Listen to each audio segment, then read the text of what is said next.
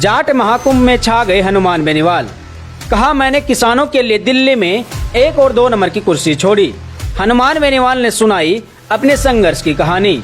बीते दिन मध्य प्रदेश के भोपाल में जाट समाज के कद्दावर नेताओं ने एक बार फिर एक मंच पर खड़े होकर हुंकार भरी, जिसमें मध्य प्रदेश के साथ साथ पूरे देश के जाट समुदाय के लोग बड़ी संख्या में एकजुट हुए, जिसमें राजस्थान से आरएलपी के सुप्रीमो हनुमान बेनीवाल और हरियाणा से इनेलो के अध्यक्ष अभय चौटाला का संबोधन चर्चाओं में रहा।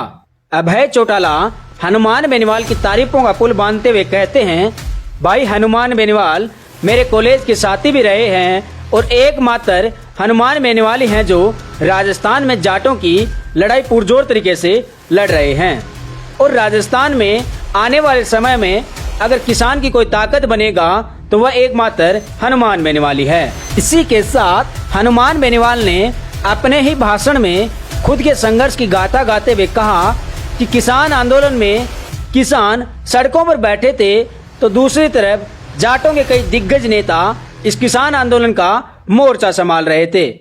वहीं पर मैं खुद लोकसभा में किसानों के लिए आवाज उठा रहा था। आगे हनुमान बेनीवाल कहते हैं कि अगर जाटों के लिए सबसे बड़ी कुर्बानी किसी ने दी है तो वह मैंने खुद ने दी है, जो मोदी का साथ छोड़कर 70 दिन तक किसानों के लिए सड़कों पर बैठा था।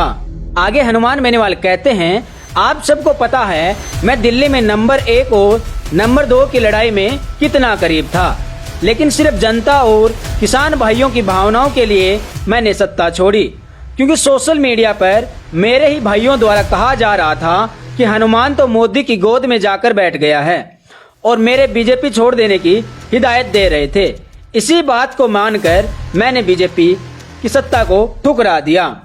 आगे किसान आंदोलन में हाईवे जाम की बात को छेड़ते हुए हनुमान बेनीवाल कहते हैं, मैंने बीजेपी सरकार को 10 दिन का अल्टीमेटम दिया था तो मुख्यमंत्री गहलोत ने सोचा कि अगर हाईवे जाम करके हनुमान बेनीवाल आकर बैठ जाएगा तो सारा पॉलिटिकल फायदा उसी को मिल जाएगा। इसलिए अशोक गहलोत ने अपने कुछ आदमियों को पहले ही नेशनल हाईवे 8 पर बिठा दिया। जब मैंने 50 से 1 लाख तक की संख्या लेकर वहां गया तो मैंने देखा कि मेरे भाई पहले से बैठे हैं, तो मैंने भाइयों का मान रखते हुए उनसे 300 मीटर दूर जाकर तंबू लगा लिए।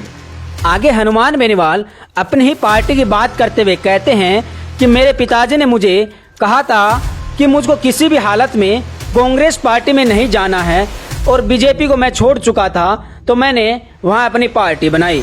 और वहीं पर मध्य प्रदेश के लोगों को भी कहते हैं कि मध्य प्रदेश के लोगों आप डरो मत, मैं यहाँ पर चुनाव नहीं लड़ने आया हूँ, मैं सिर्फ समाज की बात करने आया हूँ और मेरे भाइयों का सहयोग करने आया हूँ। आपको बता दें, बीते दिनों 5 मार्च को जयपुर में हुए जाट महाकुंभ में हनुमान बेनीवाल को नहीं बुलाए जाने पर बड़ा बवाल हुआ था। वहां पर हनुमान बेनीवाल के नारे भी लगे थे, लेकिन मध्य प्रदेश में हुए जाट महाकुंभ में हनुमान बेनीवाल ही सबसे ज्यादा चर्चाओं का विषय बने। आपको बता दें कि हनुमान बेनीवाल समय समय पर जाट समाज को सशक्त करने और जाट समाज को आगे लाने का काम करते हैं और जाट समाज की हर तर्ज पर किए जा रहे बड़े बड़े सम्मेलनों में अपनी उपस्थिति दर्ज करा रहे हैं। इसी जाट महाकुंभ में मध्य प्रदेश के मुख्यमंत्री शिवराज सिंह चौहान, पूर्व मुख्यमंत्री कमलनाथ, मध्य प्रदेश के कृषि मंत्री और किसान नेता कमल पटेल के साथ साथ केंद्रीय मंत्री संजीव बाल्यान, कैलाश चौधरी, राजस्थान से हनुमान बेनीवाल, हरियाणा से अभय चौटाला, किसान नेता चौधरी युद्धवीर सिंह और किसान नेता यशपाल मलिक के साथ साथ कई बड़े बड़े दिग्गज नेता वहां पर दिखाई दिए।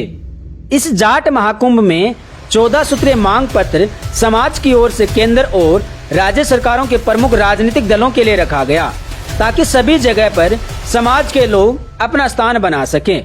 मध्य प्रदेश में जाट समाज के वीर सपूतों के साथ साथ जाट समाज के महापुरुषों की यादों में उनके स्थानों को संरक्षित करने की मांग थी। वहीं पर साथ में जाट समाज अपने शैक्षिक, सामाजिक, सर्वांगीण विकास हेतु वीर तेजाजी कल्याण बोर्ड के गठन के साथ साथ महानगरों में जाट समाज की भूमि आवंटन करने की मांग शामिल थी।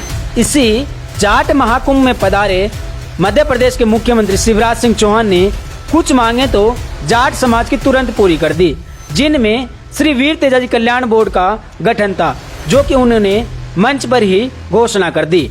इसके साथ जाट समाज के योद्धाओं की जो गाथाएं थी उन्हें पाठ्यक्रम में जोड़ने के लिए कहा गया, जो कि मुख्यमंत्री ने वहीं पर घोषणा कर दी। तो आज की हमारी स्टोरी आपको कैसी लगी, आप हमें कमेंट सेक्शन के माध्यम से जरूर बताएं।